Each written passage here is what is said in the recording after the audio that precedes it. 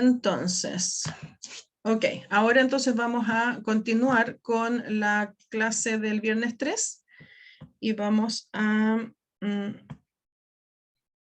retomar lo que es producción de bovinos de leche y seguimos en el punto donde corresponde a la población de bovinos en Chile. Algo el otro día el doctor Pérez les comentó, los censos agropecuarios, el último que se realizó fue en el año 2007, por lo tanto las cifras más recientes corresponden más bien a algunas estimaciones, pero de todas formas dar cuenta de qué es lo que ha sido un poco el historial de la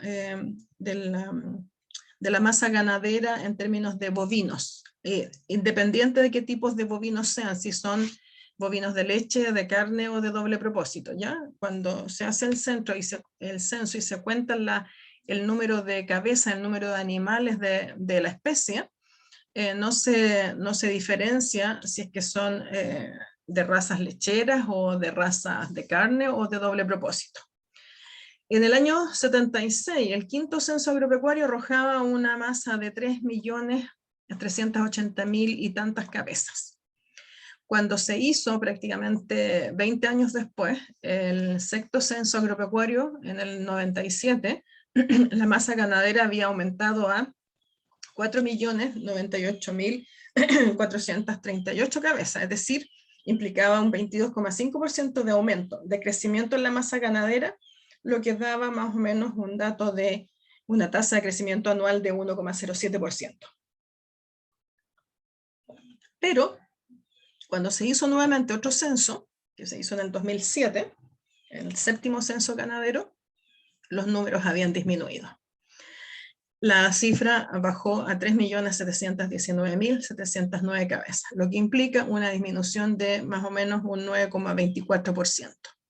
Entonces aquí una de las características es que Chile no tiene una masa bovina tan importante como pueden tener otros países vecinos como Argentina y Brasil, y además ha tenido una masa fluctuante que va más bien hacia la baja más que hacia el alza. La distribución de esta masa ganadera a su vez a lo largo del país es distinta, ¿ya? En esta tabla se presentan los resultados del último censo del año 2007 y la distribución entre regiones. Y ustedes pueden apreciar que en general en las regiones del norte la masa ganadera es bastante exigua, la masa bovina es muy escasa, ¿ya? Menos del 1% desde Tarapacá hasta Atacama, un 1% en Coquimbo, cerca de un 3% en Valparaíso, cerca de otro 3% en la región metropolitana, un 2,2% en la región de O'Higgins, casi 7% en la región del Maule, y en la medida que ustedes ven que nos vamos dirigiendo hacia el sur, las cifras van aumentando, la región del Biobío con un 12,08%, la Araucanía con un 17,96%, los lagos 28,15%, los ríos 16,71%, Aysén 5,71%, aquí esta cifra nunca me la sé, la última se me pierde porque me parece la barrita de ahí, 3,81% en la región de Magallanes. Entonces ustedes se dan cuenta que la masa ganadera bovina se concentra básicamente en las regiones del Biobío, la Araucanía, los lagos y los ríos, y en particular entre la Araucanía, los lagos y los ríos. Si consideramos la región del Biobío, la Araucanía, los lagos y los ríos, esas 4 regiones contienen más o menos el 75% de la masa bovina nacional. Si solamente consideramos la Araucanía, los lagos y los ríos, es aproximadamente un 63%. Y si tenemos en cuenta solamente los lagos y los ríos, que era la antigua 10ª región, prácticamente un 45%. Entonces, eso da cuenta de cuán importante es la región de los lagos, de los ríos y de la Araucanía, en términos de tener esta masa bovina.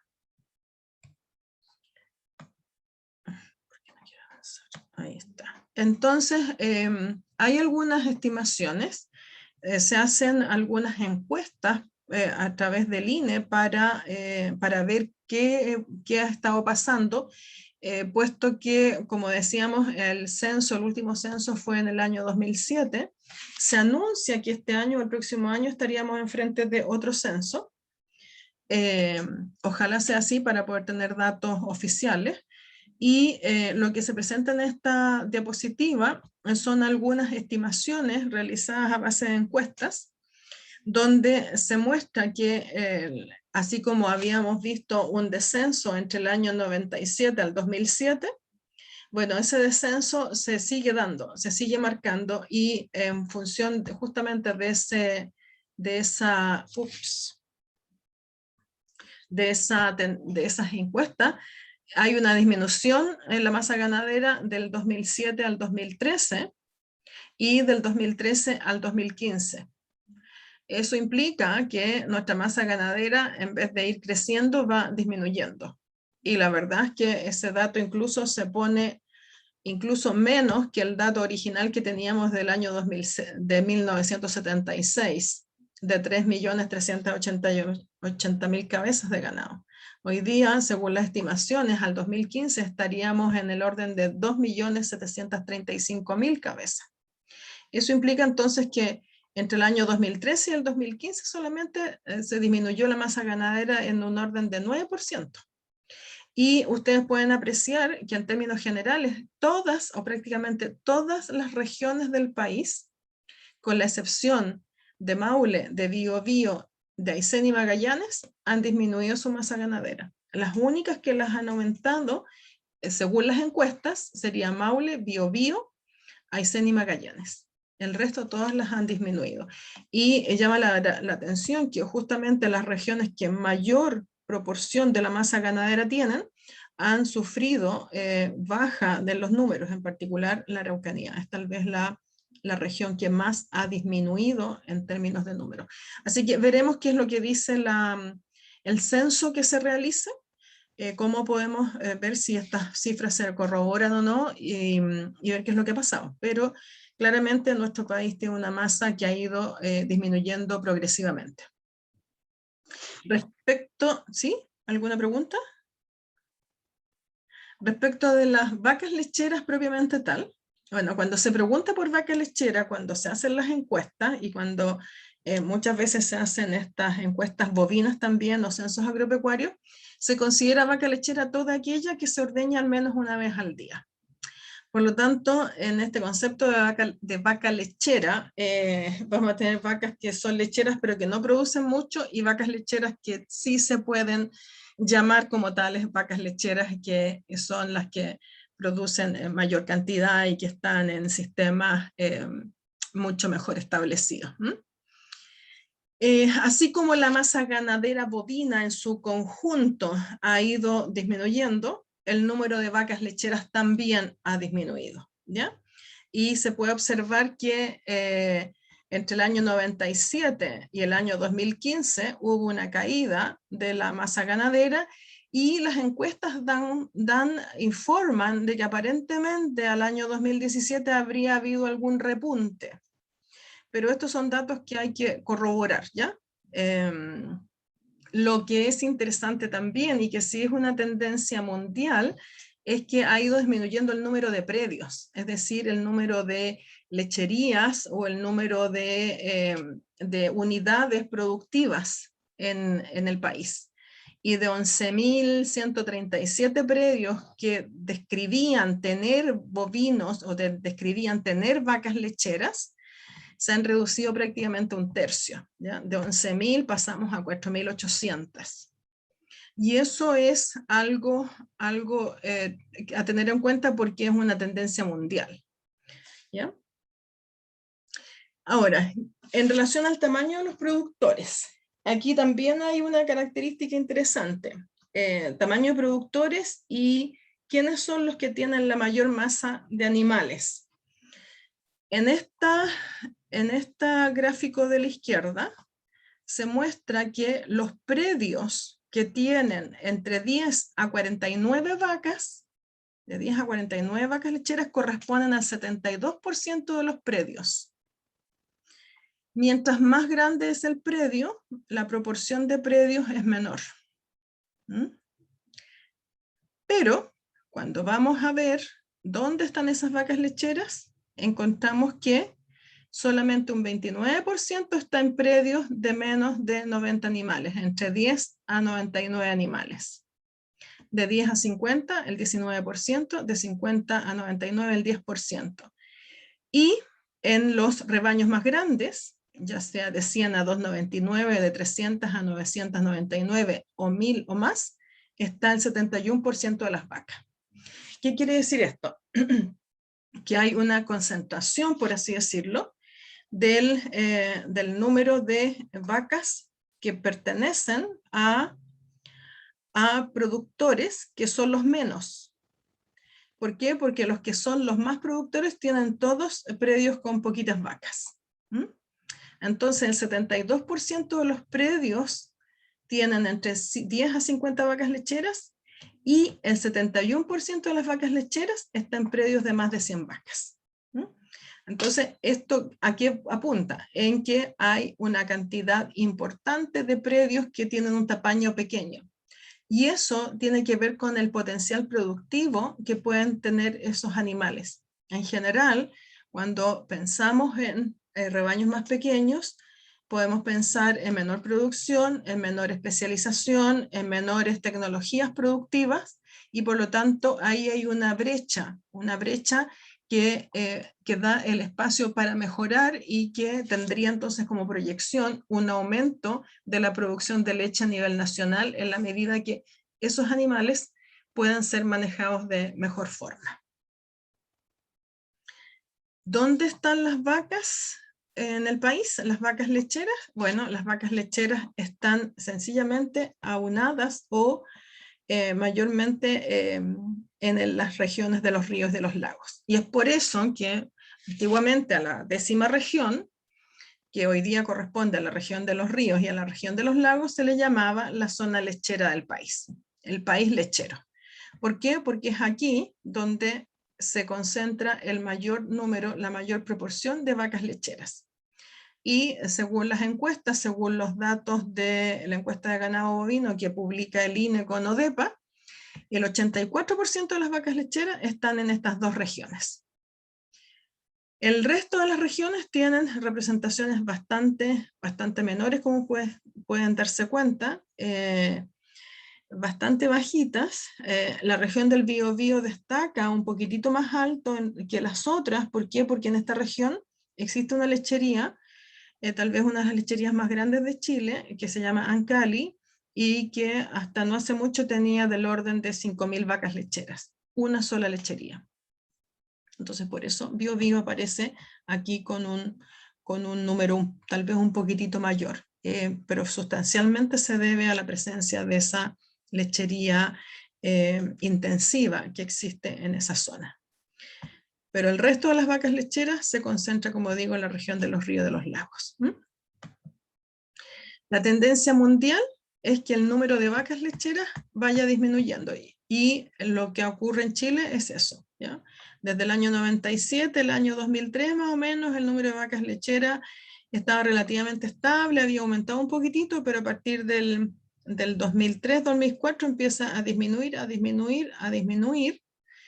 pero si uno va a producción por vaca, la producción por vaca se mantenía relativamente baja hasta más o menos el año 2003-2004, y a partir de ahí va subiendo con algunas oscilaciones. Pero este gráfico que vemos aquí es una tendencia mundial. Es que el número de animales disminuya, pero la eficiencia productiva aumenta y por lo tanto aumenta la producción por animal. ¿Ya? Eso es algo que se da aquí en Chile y se da también en otros países. Del punto de vista del crecimiento del tamaño del rebaño, también aquí hay cambios. En general, los rebaños más pequeños tienden a disminuir o a desaparecer, mientras que hay una tendencia a que el tamaño del rebaño aumente. Si bien en general el rebaño lechero en el país ha disminuido en su conjunto, los estratos más chicos han también desaparecido en una proporción importante, pero los rebaños grandes y extremadamente grandes tienen la tendencia a aumentar. ¿Por qué ocurre esto? Porque en general, en la medida que se tienen tamaños de rebaño más grandes, hay aquí economías de escala. Es decir, puedo acceder a mejores precios de insumos cuando se compra en grandes cantidades. Y por lo tanto, si uso bien esas economías de escala, puedo apuntar a tener un rebaño más grande. ¿Por qué? Porque finalmente logro comprar mis insumos, los recursos que requiero, muchos de esos costos variables, a precios un poco menores, porque estoy comprando mucho. Y eso me permite entonces producir bastante, y como produzco bastante, también ofrezco bastante a la empresa que me compra, y eso tiene de alguna forma alguna seguridad del punto de vista de la oferta del producto leche, y la empresa que compra también lo agradece, porque eso significa de alguna manera estabilidad para esa empresa. Entonces, esos son un poco los conceptos que se repiten. Todo esto de economía de escala no es solamente algo que lo apliquemos a los rebaños lecheros, sino que también es aplicable a un rebaño de carne, de bovinos, de ovinos u otra especie, como pueden ser las aves, como pueden ser los cerdos. Ahora, ¿cuáles son las razas bovinas lecheras? Bueno, ¿cuáles son las razas con las que contamos a nivel nacional y qué razas bovinas lecheras tenemos aquí a nivel nacional? Bueno, principalmente si estamos pensando en razas especializadas, encontramos a la Holstein Friesian, o también llamada Holando Americana. Y en menor proporción, y tal vez creciente, raza Jersey, ¿ya? Que es una raza más pequeñita y que en los últimos tiempos ha ido incorporándose, y hay muchos más rebaños, pero básicamente en la zona sur del país. En la zona central aquí lo que vemos es Holstein Friesian esencialmente.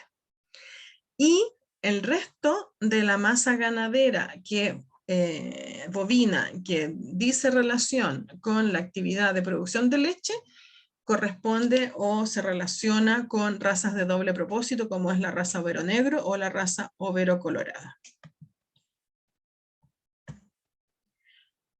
Me preguntan a qué se debe el descenso de las... Bueno, hay varias razones en el descenso de la masa ganadera. Y es tal vez un poco complejo porque, como les decía, la masa ganadera bovina está mostrando el conjunto de los bovinos, de todos los bovinos en Chile, ya sea de carne, de leche o de doble propósito. Y se dan contingencias de oferta y demanda, de precios internacionales de los insumos, de precios internacionales de la carne, de la leche, y también aspectos de precios internos de insumos y de la carne y de la leche, y eso ha hecho que de alguna forma el negocio como tal se vea afectado, y por lo tanto haya desinterés por producir, y en particular en planteles de pequeño tamaño que no son capaces de soportar los vaivenes del mercado. Entonces es ahí, y si ustedes se dan cuenta, la disminución más importante se ha dado en rebaños más pequeños, medianos a pequeños, y es porque les es más difícil poder enfrentar las variaciones del mercado tanto nacional como internacional. Recuerden que Chile es una economía abierta, y desde ese punto de vista nos vemos afectados por las cosas que acontecen en el mundo, no solamente a nivel de lo que acontece en Chile, sino que lo acontece en el mundo. Y esas son algunas de las razones por las cuales el rebaño ha ido disminuyendo. Más adelante, cuando ustedes tengan la clase de producción de bovinos de carne, se van a dar cuenta de algunas de esas contingencias. Y tal vez, en relación al menos en lo que respecta a la leche, el sector productivo lechero de bovinos de leche ha tenido tal vez un comportamiento más tecnologizado y que ha sabido responder mejor, aun cuando hay algunas lecherías que han desaparecido sencillamente porque cuando han venido las crisis económicas, la última de allá del 2009, 2010, que dejó, perdonen la expresión, dejó la escoba, ahí se perdieron muchas lecherías.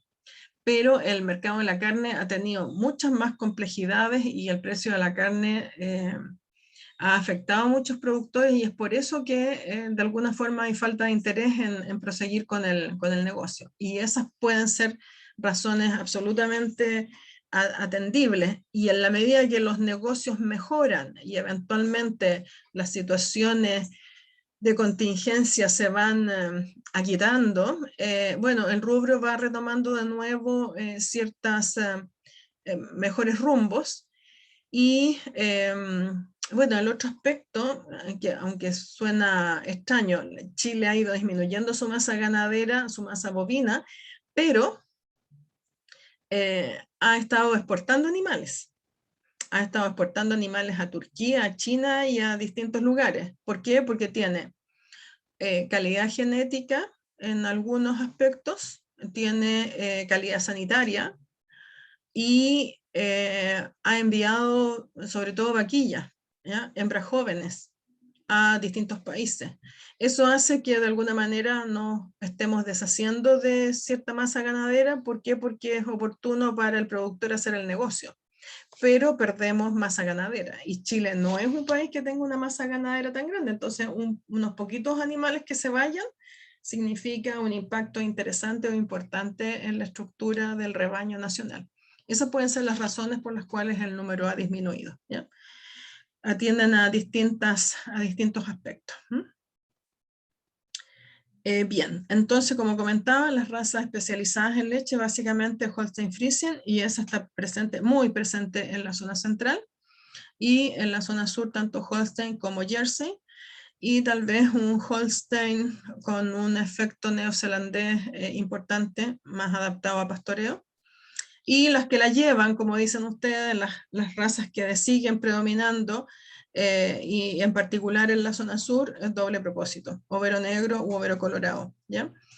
Tal vez en mayor proporción overo negro, que tiende a acercarse un poco más hacia lo que es la producción láctea, pero no por eso deja de existir, por ejemplo, lecherías de overos colorados.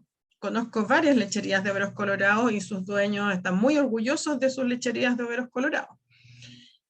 Aun cuando la mayor parte de los overos colorados sean tal vez más bien utilizados para producción de carne porque tienen una estructura anatómica que tiende más a la carne que a la leche, pero en la medida que los productores han hecho mejoramiento genético y usan inseminación artificial, les permiten de alguna manera mejorar esa masa doble propósito y darle el énfasis, por ejemplo, lechero, tanto al overo negro como al overo colorado. Entonces hoy día esas razas de doble propósito que están en lecherías propiamente tal, han sido mejoradas con semen proveniente de razas lecheras. Entonces tenemos de alguna forma una suerte de mezcla ahí, ¿ya? A ver, aquí hay preguntas.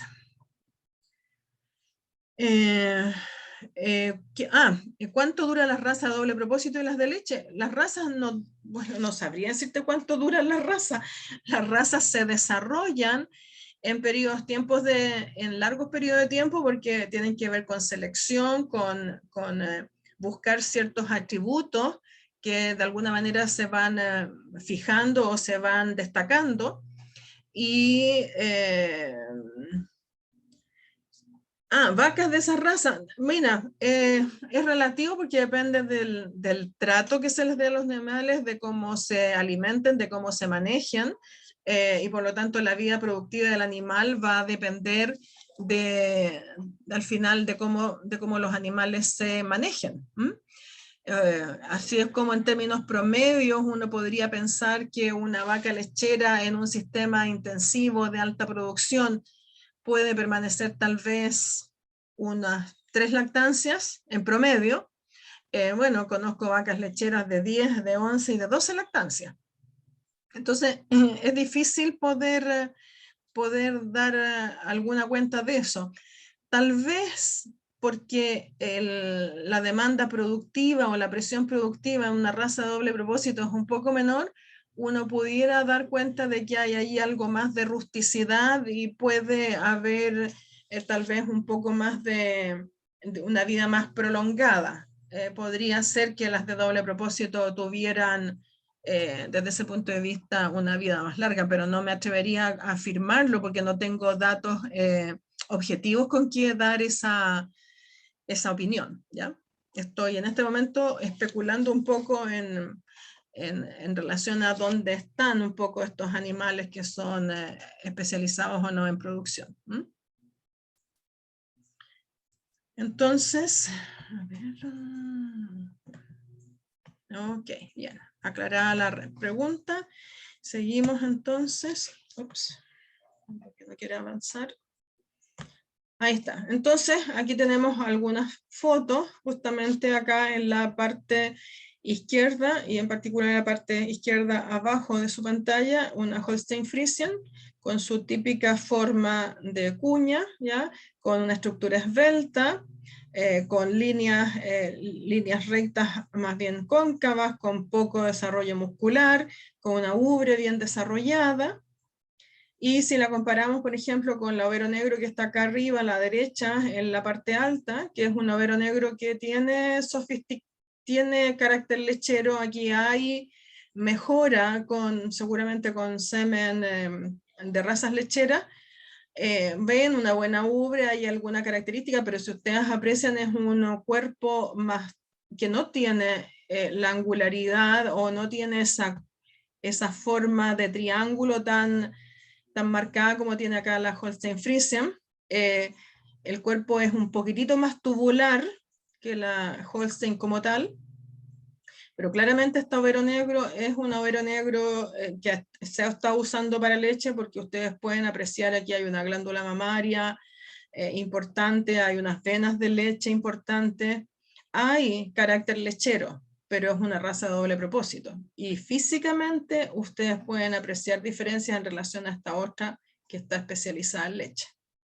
Y abajo un overo colorado que tiene más bien una connotación de un animal de doble propósito y en general más utilizado en producción de carne.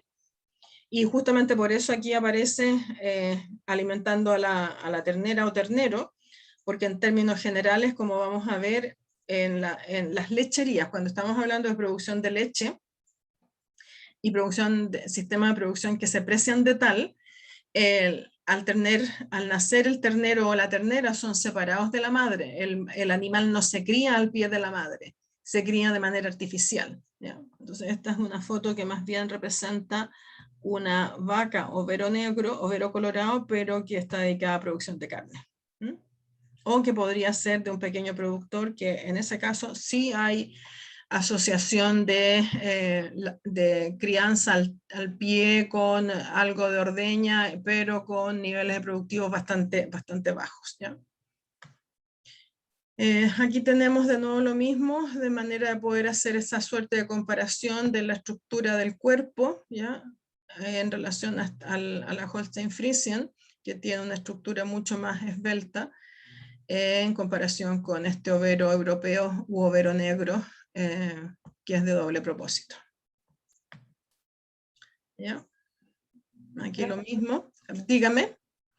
Cuando separan al ternero de la mamá, ¿qué pasa con el tema de la primera leche? Igual se permite que haya un tiempo en donde se le dé leche de la madre o se separa inmediatamente.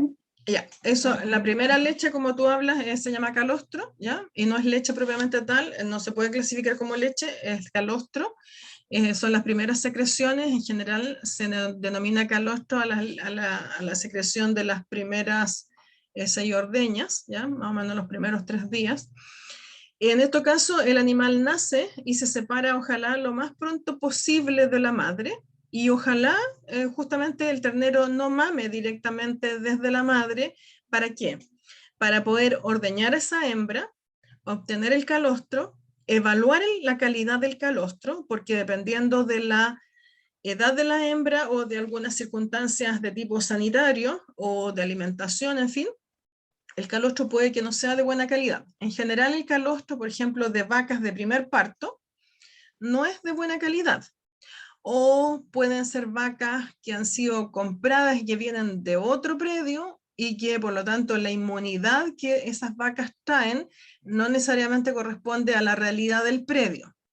Entonces hay varias razones por las cuales uno debe de ordeñar primero, tomar el calostro, evaluarlo. Hay formas de evaluarlo, hay distintas metodologías para poder evaluar el calostro, y una vez que uno está seguro que tiene un calostro de buena calidad, se le da de manera manual al ternero o a la ternera, para asegurarse el momento de la toma y para asegurarse la cantidad que el animal toma. ¿Por qué? Porque el calostro debe ser consumido lo más tempranamente posible, en cantidades adecuadas, mientras que el epitelio intestinal del intestino delgado está abierto a absorber moléculas integrales como son las inmunoglobulinas. De ahí entonces que se prefiere separar lo más rápidamente posible y hacerlo de manera manual o artificial, si ustedes quieren llamarlo así.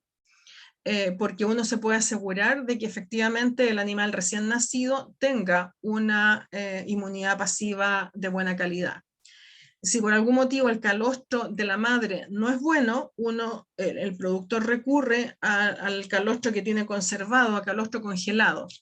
En general, la cantidad de calostro que una hembra puede producir va más allá de lo que el animal necesita. Por lo tanto, si yo tengo un excedente de calostro de buena calidad, lo que hago es, lo identifico, sé de qué hembra viene, cuándo lo coseché, en fin, se marca la botella y se congela.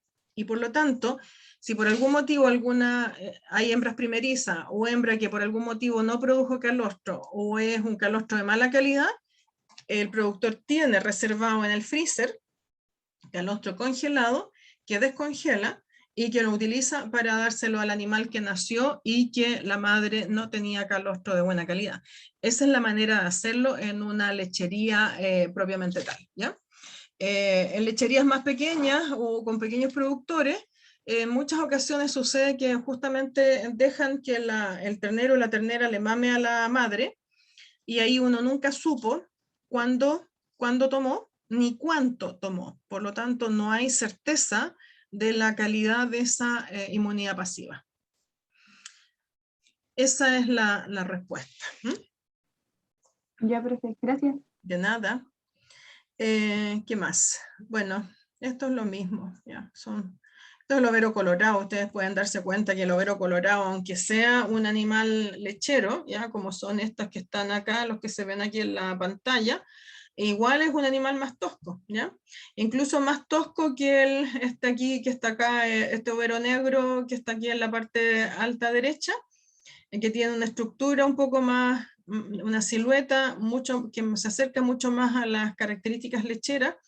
El overo colorado en general tiende a ser un animal un poco más robusto, con textura más de animal de carne que de leche. Miren, no sé si en la zona norte habrá más o menos del uno o del otro, pero si ustedes van hacia el sur, van a encontrar tanto overo negro como overo colorado. No sé si alguno ha tenido la posibilidad de ir a los lagos, a los ríos, en fin, cerca de Osorno, cerca de Puerto Montt. Ustedes van a ver que hay tanto de lo uno como lo otro.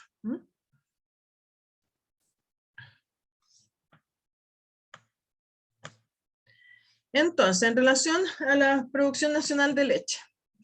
Bueno, hay que dar cuenta que la producción nacional de leche desde los años 80 en adelante ha ido aumentando progresivamente. Y si tomamos del año 90 en adelante, del año 90 en adelante, desde el año 90 al 2008, la producción aumentó un 84,8%. Eso es aumentar desde 1.380 millones de litros a 2.550 millones de litros, lo que implicó una oferta de leche muchísimo más alta a la que las empresas lecheras estaban recibiendo. Y si uno calcula el crecimiento anual, la tasa de crecimiento anual en ese periodo fue del orden de un 4,7%, lo que es bastante importante, es bien interesante. Chile es un país que, en la medida que tomó conciencia de que necesitaba mejorar sus condiciones productivas y aumentar la producción de leche, lo fue haciendo y fue capaz entonces de ir subiendo los niveles productivos y niveles productivos que han ido paulatinamente aumentando. Y la otra característica interesante a tener en cuenta es que si ustedes ven en esta tabla la columna de más a la derecha donde dice porcentaje de recepción de la producción, esto cuando hablamos de recepción de la producción estamos hablando cuánto de la leche que se produce llega a una planta lechera. ¿Y cuáles son las plantas lecheras?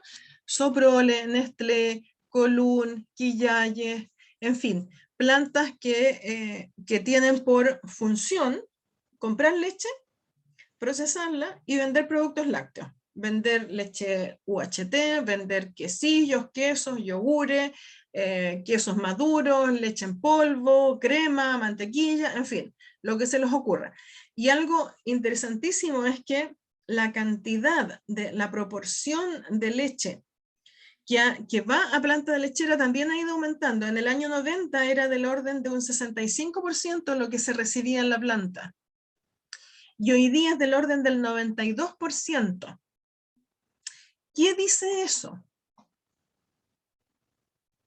¿Se les ocurre cuál puede ser la razón por la cual de un 62% hayamos subido prácticamente un 30%, es decir, de un 62% de todo lo que se producía se entregaba a la planta, y hoy día un 93% de todo lo que se produce se entrega a planta? ¿Qué puede haber por detrás, además de las cantidades? Puede ser por la disminución de de los productores más chicos y la concentración del ganado en los productores más grandes. No necesariamente, puede que haya algo, pero en general ya puede estar un poco relacionado, pero tiene que ver con cómo se aplica tecnología y cómo se produce mejor, se produce más y cómo se produce mejor. Y ahí es donde está la calidad sanitaria de la leche.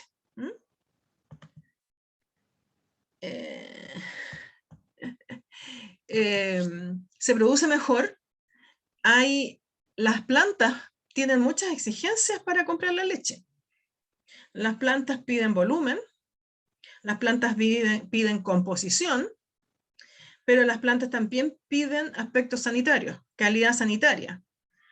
Miden unidades formadoras de colonia, miden células somáticas, miden presencia de inhibidores, miden una serie de cosas. Evalúan también si el sistema lechero tiene asesoría profesional, si el sistema lechero está asociado a un sistema de monitoreo como son los PAVCO, pregunta si tiene o no control de brucelosis, de tuberculosis la otra se me olvidó, leucosis, tuberculosis y brucelosis. En fin, hay una serie de requisitos que la planta le pone al productor. Entonces el hecho de que de un 60-62% en los años 90 se pase a que prácticamente el 92-93% de la leche que se produce en el país llegue a planta lechera, eso da cuenta de la calidad nutritiva y sanitaria que esa leche tiene. Entonces es un punto importantísimo que da cuenta de la calidad del producto que los productores lecheros hoy día tienen a nivel nacional. ¿Ya? Esa es la connotación y es algo que hay que destacar. ¿Ya?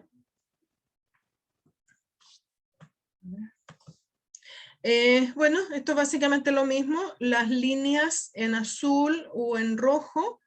En azul es la producción, es decir, la cantidad que las vacas producen en su totalidad, y una línea prácticamente paralela y ascendente en rojo son las leches que se entregan a planta.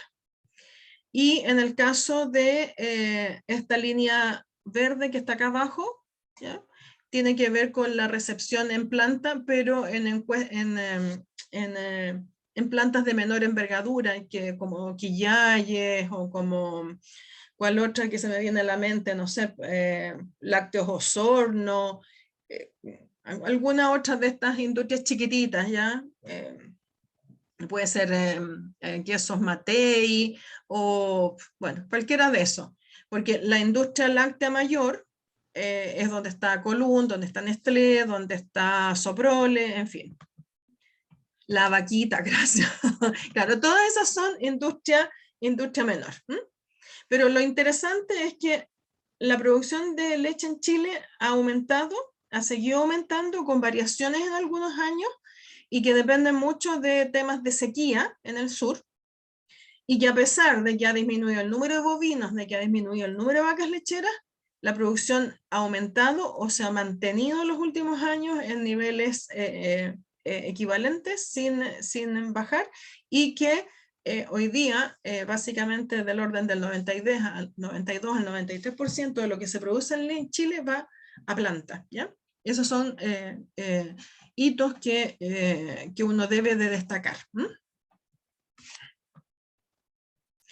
Ups. Entonces, de acuerdo a algunos datos, en el caso del año 2020, toda la leche que se producía en sistemas estabulados, que está básicamente, por así decirlo, de Biobío al norte, entregaban más o menos el 15% de la leche, y todo lo que son sistemas pastoriles, Araucanía, los lagos y los ríos y los lagos, el porcentaje restante, ¿ya? Entonces, son esas zonas las que sencillamente son las que producen la mayor cantidad de leche en Chile, sistemas pastoriles. Si vamos a la recepción de leche por la industria mayor, podemos ver aquí también, es un poco lo mismo tal vez. La región metropolitana colabora con un 9%, la región del Ñuble con un 3%, y la región del Biobío con un 3%. En su conjunto, estas tres aportan el 15% de la leche que se recibe en planta. Los lagos un 48%, los ríos un 30%, entre las dos un 78% de la leche que llega a planta proviene de estas dos regiones, y si a esto le agregamos el 7% de la Araucanía, las tres regiones en conjunto producen o entregan el 85% de la leche que se recibe en planta. Entonces, esto a ojo descubierto, sencillamente destaca la importancia de las regiones del sur, y en particular de la región de los ríos y de la región de los lagos. Yo diría que esto es básicamente igual, lo voy a pasar. ¿Quiénes son la industria láctea?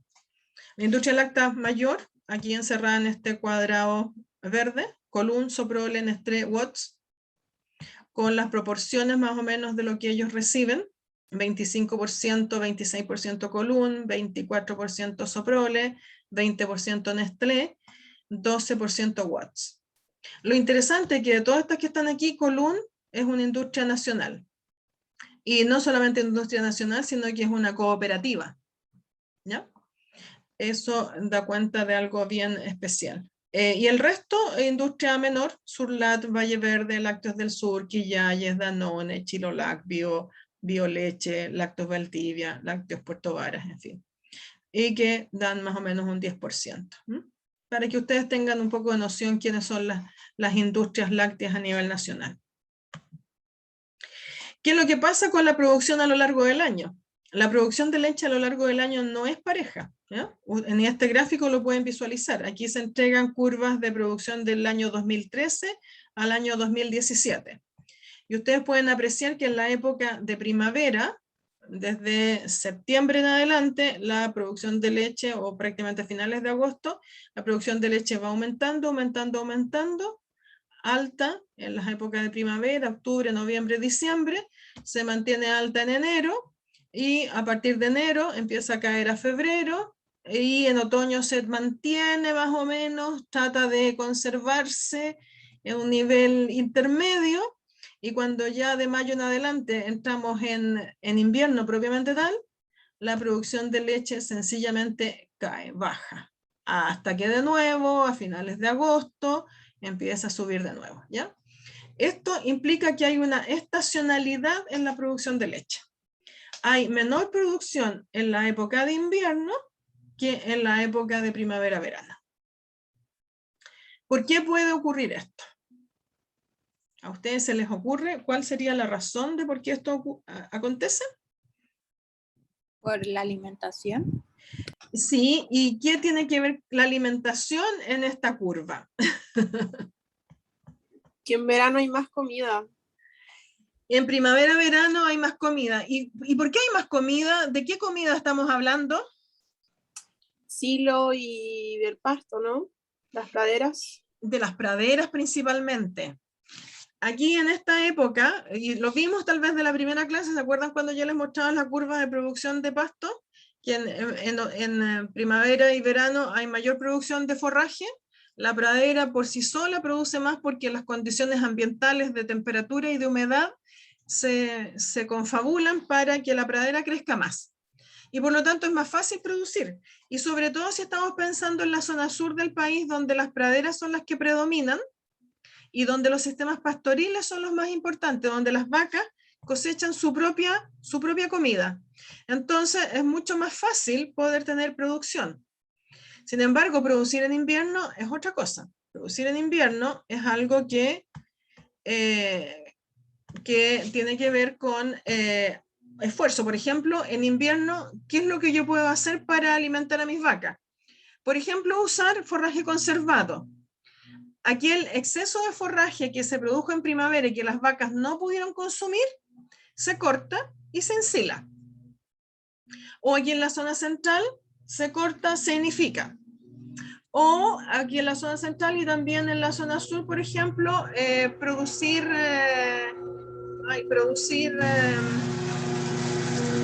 un momento.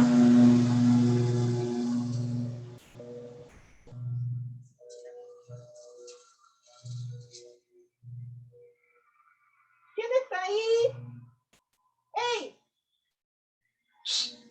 Mira la vieja fresca.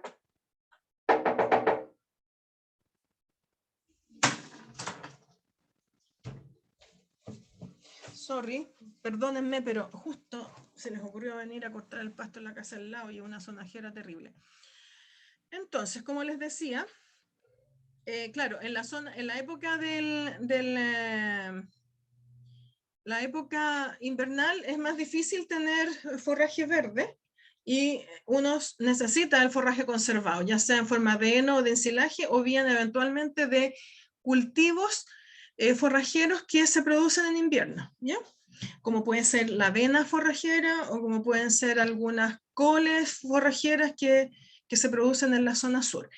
Por lo tanto, producir en invierno es mucho más complejo, es más caro. En cambio, producir en primavera-verano es más fácil, ¿ya?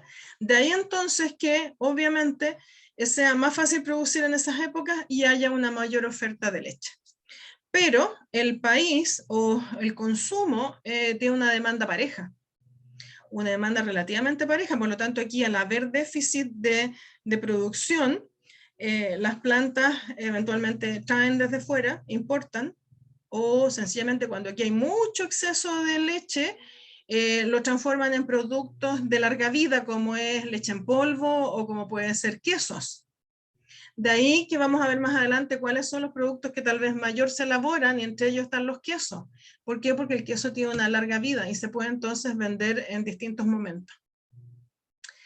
Eso entonces hace que antes, cuando las condiciones productivas eran un poco más limitantes, la caída aquí en invierno era mucho más abajo. Si yo les mostrara curvas de los años 85, 90, la curva venía mucho más abajo acá, ¿ya? Esta curva se ha ido levantando un poquitito, pero igualmente tenemos esta baja de producción en época de invierno. ¿Qué tiene? Y acá, bueno, lo contrario, la curva de precios. Y aquí es donde, como han aprendido con el doctor Kovich, funciona la oferta y demanda. Si en la época de primavera y verano hay una gran oferta, el precio de la leche baja. Pero en la época de invierno, como hay menos oferta y la demanda es la misma o quien sabe un poco mayor, los precios aumentan. Y por lo tanto, también vemos curva de precios. Habitualmente los precios de invierno son más altos que los precios de primavera-verano, ¿ya? Pero con cambios según los años. Y ustedes pueden aquí apreciar que el año 2014 tuvimos precios bastante buenos, aquí es la curva más alta, con los mayores precios, el 2013 un poco menor, y ya después en el 2015, para qué decir el 2016, los menores precios, y ustedes pueden apreciar que aquí hubo en precios, pues estos son precios reales, prácticamente 40 pesos de diferencia en junio del 2016 en relación a junio del 2014, prácticamente 50 pesos de diferencia. Es un montón. Bueno, todos esos devenires de altas, de bajas y de precio que tienen que ver con el precio internacional de los productos lácteos y que de alguna manera repercuten también en la industria chilena, es que eso afecta a los productores. Entonces, imagínense que un productor un año obtuvo 270 pesos por el litro de leche y resulta que 2 años después le pagan exactamente 50 pesos menos. ¿Cómo uno soporta esas cosas? Entonces, los precios cambian y cambian a lo largo del año. En general, uno puede decir a mayor oferta, menor precio, y menor precio a mayor oferta. O creo que dije lo mismo. No importa, ustedes me entienden. Y como en invierno hay menor oferta, en general en invierno hay mejores precios. Y bueno, y así como comentaba los precios, aquí hay una curva de precios a lo largo del tiempo, desde el 2002 al 2017, y ustedes pueden apreciar que hay tiempos de precios más bajos, con mejoras, con caídas violentas, como fue para la crisis del 2009, donde después el precio se va tomando a poquito más para arriba, el 2014 mejoró y después se vuelve a caer, el 2016 los precios más bajos y así. Entonces tenemos una evolución que afecta principalmente la estabilidad del negocio lechero, y donde las lecherías que no tienen capacidades de hacer buenos manejos del negocio, de qué insumos usa y de cuán eficientes son sus animales y cómo usan los factores de producción, bueno, hay lecherías que no lo soportan y tienen que salir del sistema, se cierran. ¿Qué productos se elaboran? Bueno, ya comentábamos, quesos, ¿ya? 37% de la leche fue a dar a quesos, 26% leche en polvo, leche fluida 15%, yogur 9%. Y como algo anecdótico, Chile es el país latinoamericano que más yogur consume. Tiene un consumo importantísimo de yogur en comparación con otros países de Latinoamérica. Quesillo, un 4%. Y otros productos lácteos donde podemos tener, no sé,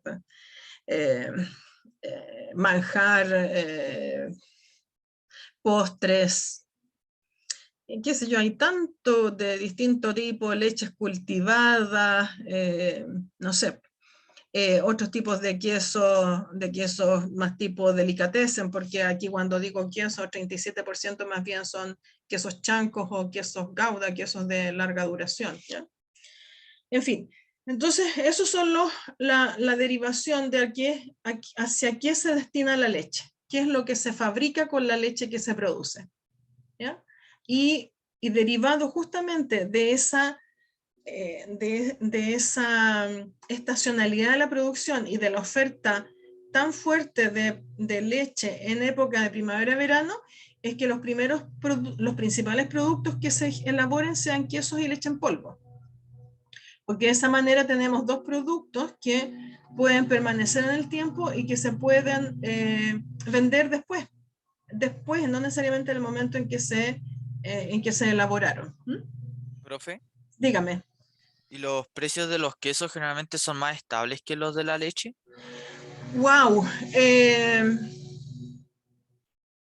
Tienen que ver con los precios de la leche. Tienen que ver con los precios de la leche, pero es una buena manera de cómo puedo almacenar leche.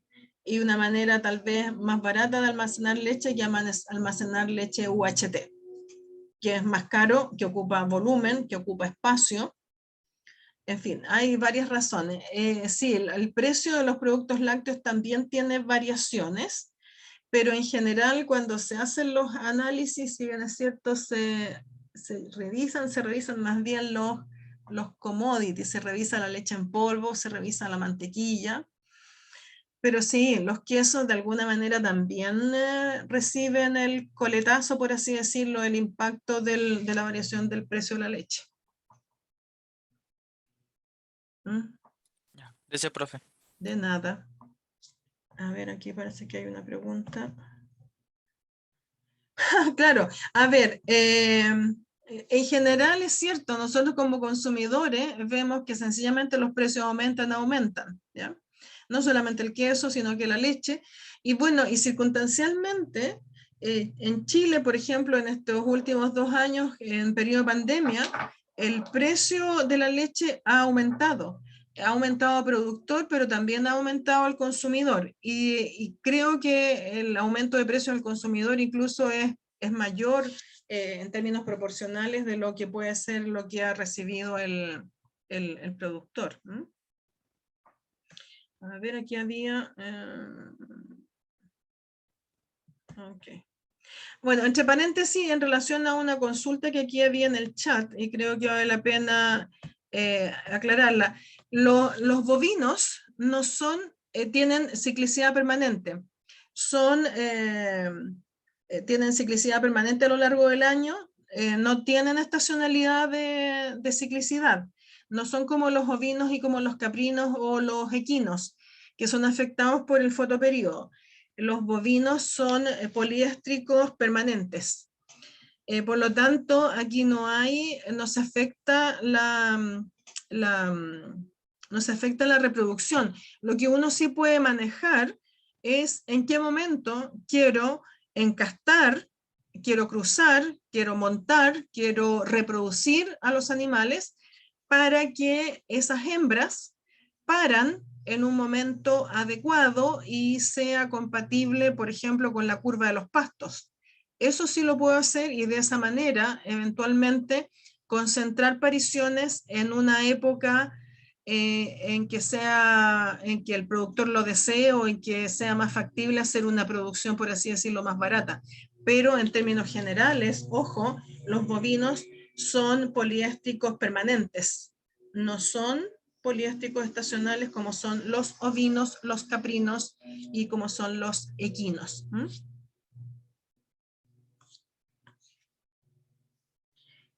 A ver, ¿les parece si hacemos un recreo de unos 10 minutos?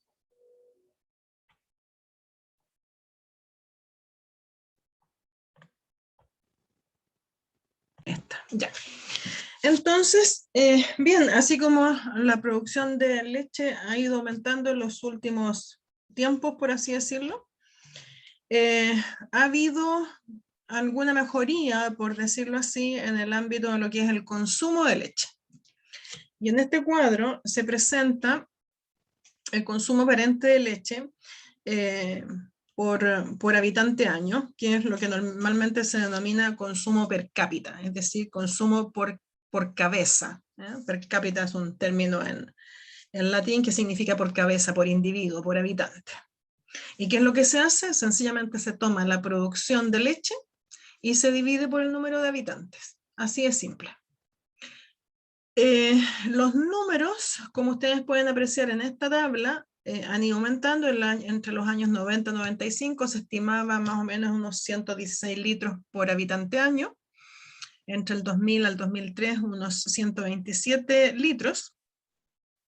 Y para el 2005, Promolab, que es una organización que tiene que ver con la promoción de los productos lácteos y que se identifica con el yo tomo leche y el yo como leche, esperaba haber aumentado el consumo de leche a 160 litros por habitante año. Sin embargo, eso, si uno lo compara con los datos que ODEPA entregó para ese año, no se alcanzó. Y el consumo per cápita en el 2005 fue solamente de 123,5 litros. Aun cuando esa fue una situación en particular, los 160 litros en realidad no se alcanzan, ¿ya?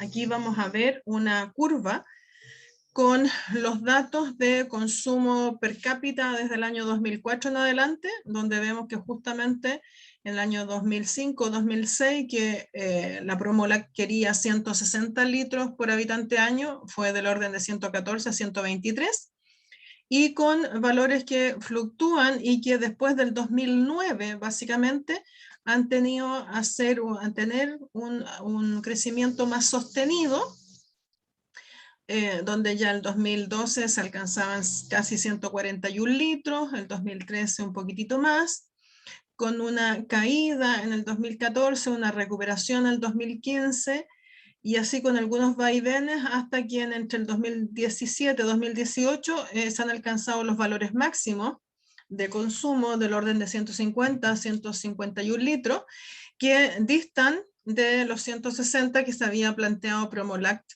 para el año 2005. ¿Ya? Por lo tanto, desde ese punto de vista, ciertamente Chile todavía necesita mejorar estos números, puesto que la FAO recomienda que al menos deben ser unos 150 litros al año. Estamos mucho más abajo de lo que son otros países latinoamericanos como Uruguay, que tiene consumos per cápita de 250 litros, o Costa Rica con 199 litros, o Argentina con 210 litros, o Brasil con 176 litros. ¿Ya? Así que este es un desafío que tiene el sector para poder mejorar lo que significa el consumo de leche. Es más, el Ministerio de Salud chileno ha establecido que el nivel de consumo de leche normal para una población sana no debiera ser inferior a 234 litros per cápita año, lo que equivale aproximadamente a 3 vasos de leche diarios por persona, ¿ya? Equivalente a yogur, equivalente a queso, equivalente a cualquier producto lácteo. Y ciertamente no lo estamos alcanzando.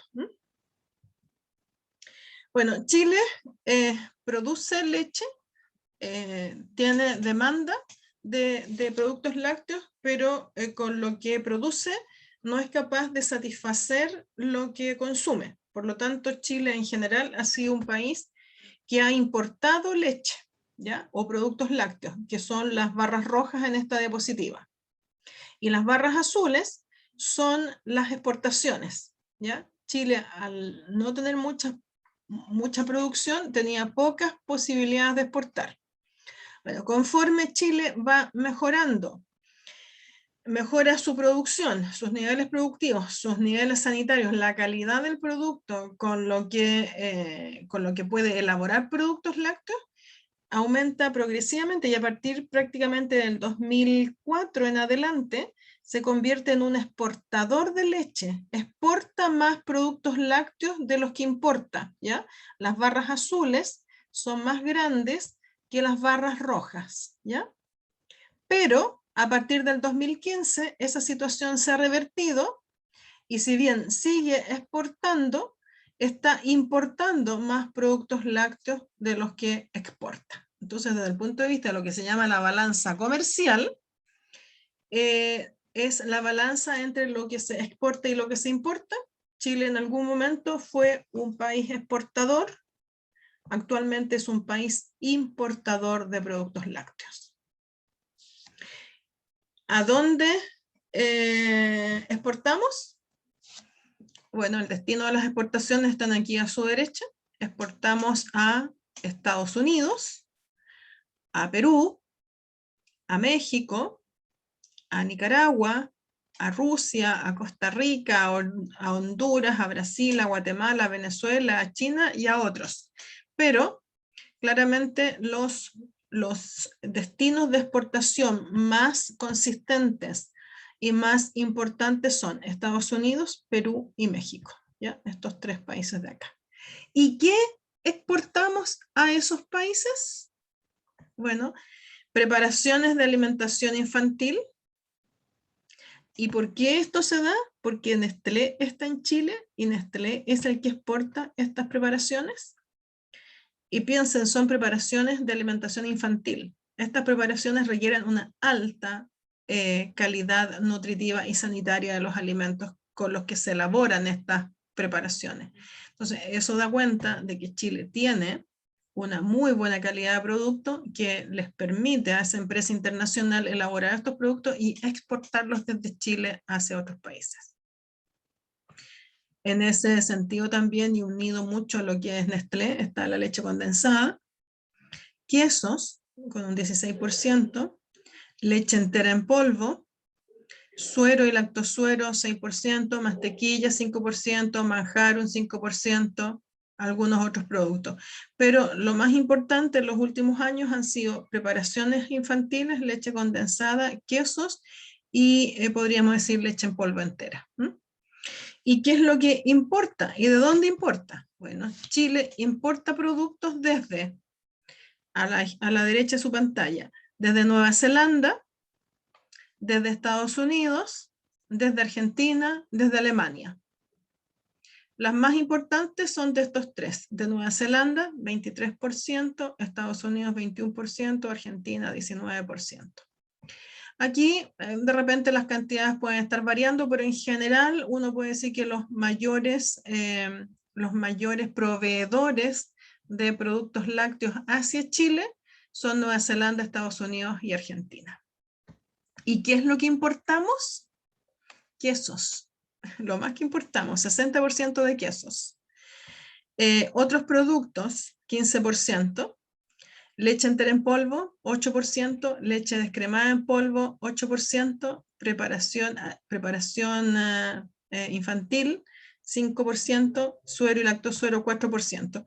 Pero definitivamente lo que más importamos son quesos, leche entera en polvo. Cuando aquí ponen otros productos hay una mixtura, puede haber mantequilla, pueden haber algunas otras cosas, ¿ya? Eso esencialmente, ¿ya? No importa cosas demasiado sofisticadas para ser honesta. Y bueno, ahora, eso es lo relativo a lo que es la situación, por así decirlo, desde el punto de vista de la producción, en la época en que se produce, en las zonas donde se produce, y qué es lo que hace Chile como en su mercado internacional, tanto de venta y de compra de productos lácteos. Ahora vamos a revisar algo relacionado con los sistemas de producción de bovinos de leche que hay en Chile. Pero antes, dar cuenta de unas características que tienen los sistemas de producción de leche bovina y que son inherentes al negocio, por así decirlo, que tienen que ver con la especie y con el rubro productivo. La producción de leche es una producción que proviene de la glándula mamaria de la hembra de la vaca, en este caso de la hembra mamífera del bovino, ¿ya? La vaca lechera, y es un producto muy eficiente desde el punto de vista de la transformación de la proteína y de la energía.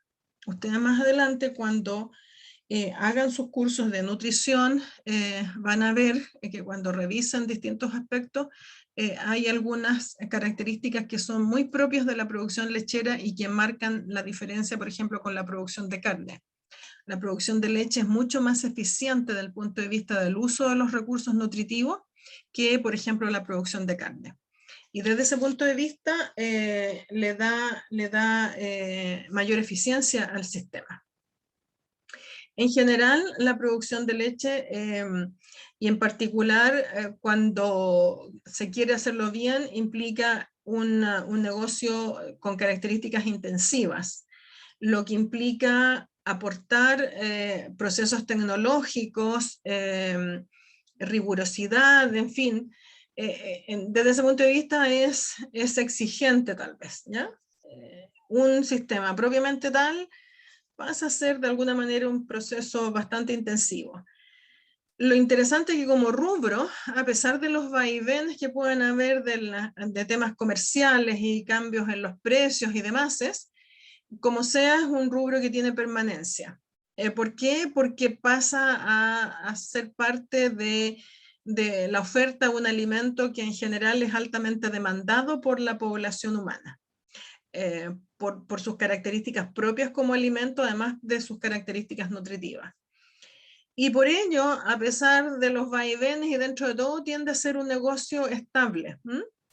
Y una de las cosas que más les llama la atención a algunos productores es el ingreso regular. La producción de leche, si uno produce a lo largo de todo el año, le vende a la planta lechera y la planta lechera le va a pagar durante todo el año. Pero si produce trigo, o si produce papas, o si produce cerezas o manzanas, la producción es una vez al año y recibe todos sus ingresos en una sola oportunidad y después tiene que saber ordenar muy bien los gastos y las cosas para que le alcancen para todo el año. En cambio aquí al menos el lechero está recibiendo todos los meses, paga por su producción en la medida que la producción sea estable a lo largo del año, pero si no, va a recibir durante la época productiva, por ejemplo, durante primavera y verano. Pero involucra un ingreso con mayor regularidad de lo que puede ser en otros rubros.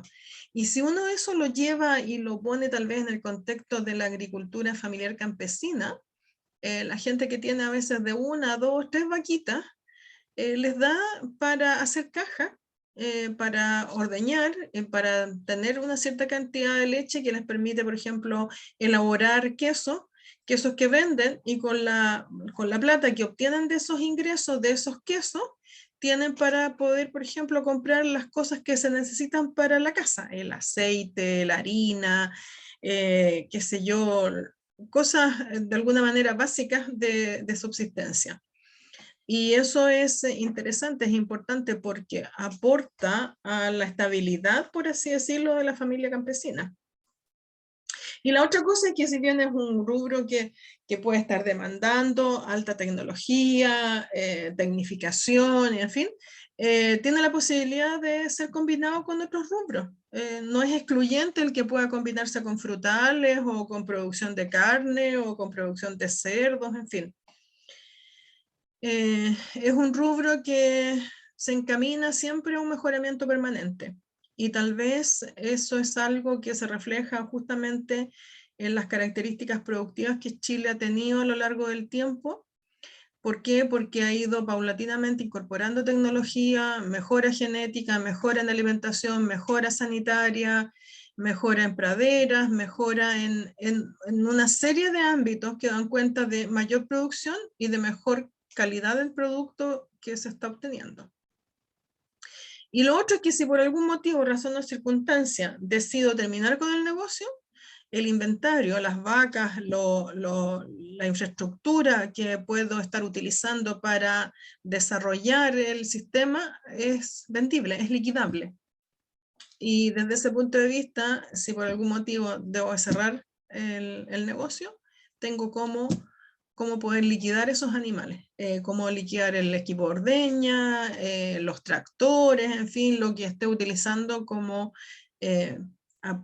no sé, como herramientas, como tecnología de apoyo para poder desarrollar el rubro. Entonces esas son algunas de las características.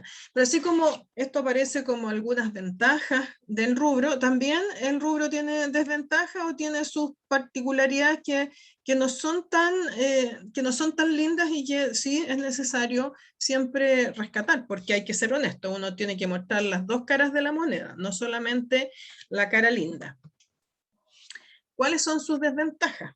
Por ejemplo, el alto capital inicial. Si yo quiero partir hoy día con una lechería, probablemente una vaquilla me cueste, una vaquilla encastada, gestante, me puede costar cerca de $1 millón. Imagínense si yo quiero partir con 20 vaquitas, con 20 vaquillas. Serían $20 millones solamente en 20 animales. 20 animales no son prácticamente nada. Y bueno, y si estoy pensando en la superficie de terreno, ¿qué tipo de explotación voy a instalar? ¿La voy a instalar a base de pastoreo donde necesito más pradera? ¿Me voy al sur y compro en el sur? Bueno, eventualmente la hectárea en el sur puede estar costando, no sé, 20, 25, 30, 40, 50 millones de pesos dependiendo de dónde esté. Y si estamos aquí en la zona central, ¿para qué decir? Una hectárea aquí en la zona central donde el terreno es de alta calidad, un terreno de riego, perfectamente una hectárea puede costar, no sé, 80, 60 millones de pesos, dependiendo del lugar donde estemos ubicados. Así que partir el negocio es caro. Bueno, a eso agregan el equipo de ordeña, la infraestructura, en fin, hay hartas cosas que tener en cuenta. No es fácil partir. Lo otro es una explotación constante. Este es un negocio de 365 días del año. Aquí no hay vacaciones, aquí no hay fiestas patrias, aquí no hay año nuevo, ni Navidad, ni nada. Aquí realmente es una tarea de todos los santos días. A las vacas hay que alimentarlas y hay que ordeñarlas todos los días. Y desde ese punto de vista es bastante sacrificado. La verdad es que hay que tener una vocación bien fuerte para entrar en este rubro y estar dispuesto a hacer ese sacrificio. No solamente en la persona, sino que en la familia. Y es por eso que en general, en la mayoría de los casos, aquí uno ve comprometida a la familia en el negocio productivo. Exige buena tecnología, exige de mano de obra entrenada, exige una buena dirección empresarial, en fin, es demandante de conocimientos, de habilidades, de capacidades, ¿eh? Y desde ese punto de vista, claro, también necesitamos buscar gente capacitada y si no, capacitar para que lo puedan hacer bien. Y lo otro, y en particular, tal vez en la zona sur, donde los sistemas son mucho más dependientes de las condiciones ambientales, el riesgo y la incertidumbre ambiental de lo que significa la dependencia de la lluvia. ¿Y por qué? Porque la lluvia contribuye a que la pradera y los cultivos suplementarios o complementarios a las mismas puedan definitivamente desarrollarse. Y justamente algunos de los vaivenes en producción en los últimos años se han debido justamente a sequías fuertes en la zona sur, donde al ser el principal sector que contribuye con leche a la producción nacional, al tener una sequía, caídas en la producción de esa zona van a tener consecuencias sobre la producción nacional. Eso es algo que sí uno debe tener en consideración. A ver, ¿qué problemas éticos pueden ser una desventaja? Porque en general en cualquier sistema productivo o en cualquier actividad uno pudiera tener algún problema ético. ¿A qué te refieres?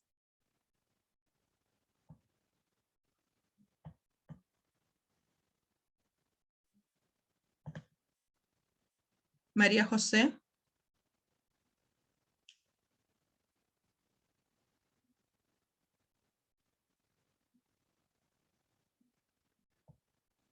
Bueno, si quieres me aclaras a qué te refieres y qué pasa con los terneros.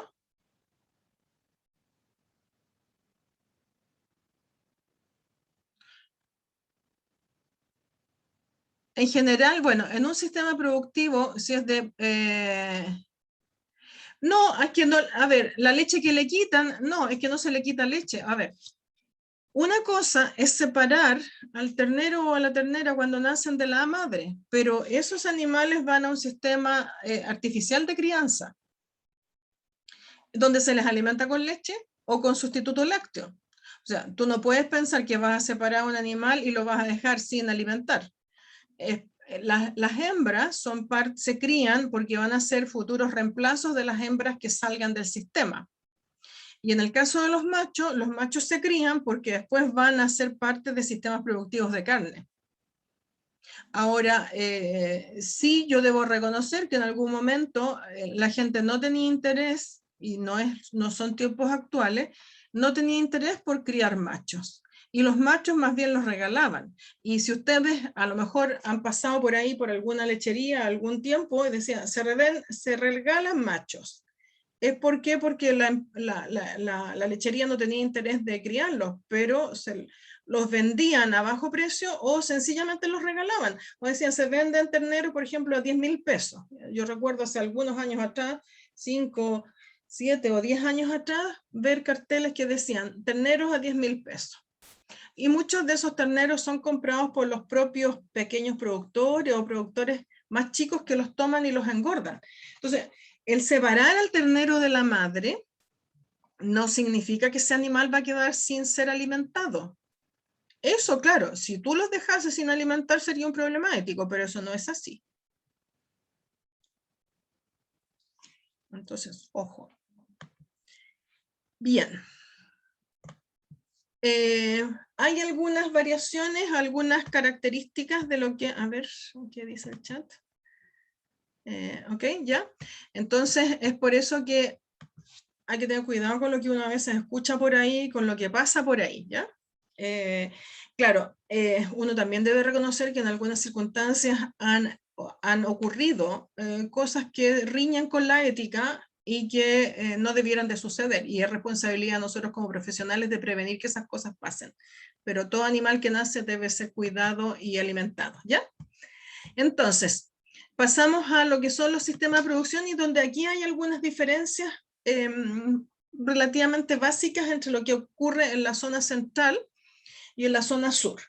En la zona central, si estamos hablando de sistemas lecheros propiamente tales, y no nos preocupamos de la agricultura familiar campesina que escapa a este contexto, vamos a encontrar más bien una lechería que es intensiva, una lechería que se realiza en confinamiento, donde la estacionalidad es homogénea, donde aquí la producción es prácticamente pareja a lo largo del año, ¿ya? Donde se usa como forraje, por ejemplo, alfalfa, en la forma de heno o de soilin, y donde se usa el maíz para elaborar ensilaje. Donde se hace uso importante de concentrados que se elaboran a partir de afrechillo de trigo, afrecho de soya, no sé, maíz tal vez, semillas de algodón, los suplementos vitamínicos minerales, en fin. ¿Para qué? Para poder reunir los requerimientos nutritivos que una vaca de una raza especializada como es la Holstein Friesian y de alta producción, porque es capaz de producir o se requiere que produzcan por sobre 10.000 litros por lactancia para que sean rentables, y que implica que al día son hembras que van a estar produciendo 40, 45 litros de leche al día, y por lo tanto la necesidad de usar de 2 y 3 ordeñas diarias para poder justamente cosechar ese producto, dan cuenta de un proceso bastante intensivo y donde básicamente los animales están confinados a corrales, a distintos tipos de corrales, ya sea corral de tierra o californiano como se le denomina, o si no, a un corral del tipo cubículo o freestall, donde los animales tienen dormideros, pero son animales que están en un corral, en una unidad con distintas características, como digo, pero el productor es el responsable de proveerles el alimento y de llevarles el alimento al comedero. Unido a este proceso de alimentación, de ordeña, está asociado a algunos aspectos de manejo reproductivo y de mejoramiento genético, donde habitualmente estas vacas son inseminadas o son encastadas a través del uso de inseminación artificial. Como también el uso de registros, no solamente llevar registros, sino que usar registros para poder evaluar el negocio y verificar que el sistema propiamente tal está funcionando adecuadamente, y si no, para poder identificar qué es lo que está fallando y lo que falla, poder corregirlo. Entonces acá vemos justamente en este gráfico lo que se representa es en las barras amarillas los requerimientos de las vacas, que tienen una distribución de partos pareja a lo largo del año, por lo tanto el nivel productivo a lo largo del año es relativamente parejo, y por lo tanto la oferta de leche a la planta lechera también es parejo a lo largo del año. Y si bien es cierto, el crecimiento de la pradera reflejado en la línea verde tiene la típica curva de producción, bueno, todo lo que significa excesos de producción en la época de primavera y verano son cosechados en la forma de heno para poder ser utilizados en la zona en que la pradera por sí sola no es capaz de producir suficiente alimento, y donde también se utiliza el ensilaje de maíz, el maíz que se cultivó. El maíz normalmente se cultiva, ahora deben estar empezando a preparar los suelos en octubre, es la época habitual de cultivar el maíz. El maíz crece hasta que alcanza una madurez definida, cuando se corta, se cosecha y se elabora el ensilaje. El ensilaje después más o menos de un mes ya está estable y se puede abrir para utilizarlo, y por lo tanto uno dispone a partir de ese momento de un forraje conservado que se puede usar en cualquier momento del año, pero en particular en época de invierno. Y eso es lo que ofrece entonces un sistema de esas características. En general, si bien esta no es una foto nacional, muestra a las vacas justamente en un sistema de confinamiento, bajo techo, que dependiendo del entorno, del área donde ellas puedan estarse desarrollando, puede ser más o menos cerrado. Aquí vemos justamente unos corrales de confinamiento de vacas que están en cubículos o freestall, ¿ya? Estas camitas, donde hay cada una de estas vacas, ¿ya? Esto es un cubículo, aquí hay otro cubículo, en cada lugar donde hay una vaca es un cubículo y que tiene unas separaciones de metal, esos son los separadores.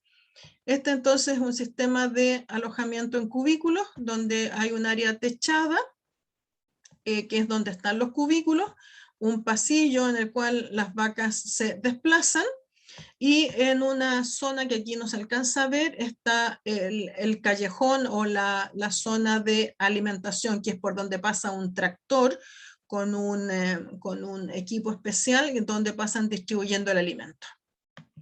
En este caso se trataría de un confinamiento en corral de tierra o sistema californiano, que es una infraestructura un poco más simple, de menor envergadura, con sombreaderos de malla Rachel para aliviar, por ejemplo, el calor en verano, y donde las vacas entonces permanecen durante todo el año. Bueno, en cualquier sistema, las vacas deben de contar con agua limpia, debe de proveerse el número de bebederos adecuados y un sistema, una línea o una zona de comedero donde se le ofrece el alimento a dichos animales.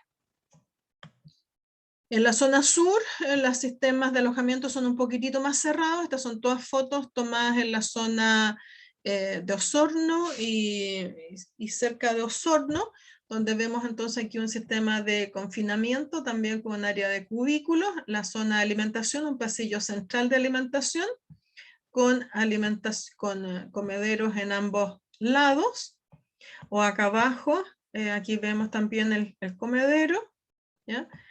Entonces, este sistema de confinamiento también se puede dar en la zona sur, aunque es menos frecuente, ¿ya? Es un sistema un poco menos frecuente en la zona sur. En la zona sur lo que más tiende a darse es el sistema pastoril. Ahora, en todo sistema de confinamiento es importante que hay que hacer limpieza y hay que recoger todos estos desechos, las fecas, las orinas, que en general se le llama purines, y hay que tener un sistema de limpieza. Existen diversos tipos de limpieza. Aquí esta es una especie de rasqueta que pasa bien adosada a la superficie y que va arrastrando todo lo que limpia. Hay otros que usan agua para arrastrar, en fin. Todo lo que se saca de los corrales, de la sala de ordeña, de la sala de espera a la sala de ordeña, va a un pozo purinero, un estanque acumulador de feca, que debe ser construido conforme a indicaciones del servicio sanitario, y aquí se acumulan entonces estas fecas, y todas estas fecas que aquí se acumulan, que tienen una connotación de líquido relativamente importante, mediante una bomba, ¿ya?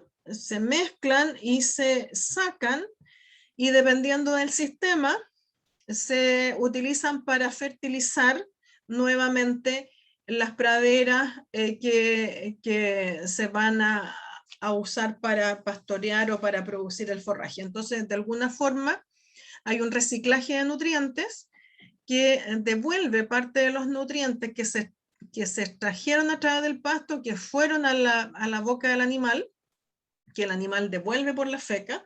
Esas fecas entonces se regresan a la pradera y con eso se hace un ahorro de fertilizante artificial, por así decirlo. En la zona sur, al contrario de lo que ocurre en la zona central en términos generales, que básicamente tenemos estos sistemas confinados, en la región de los ríos y de los lagos hay una mucho mayor diversidad de sistemas. Así yo les mostraba incluso algunos sistemas confinados de la zona sur. La mayor parte sí son sistemas pastoriles, es decir, donde la mayor cantidad o la mayor proporción de sistemas productivos predomina el pastoril, es decir, el animal cosecha su propia alimentación, y dependiendo del tipo de animal y de la exigencia productiva, se les complementa con concentrado o con algún otro tipo de forraje.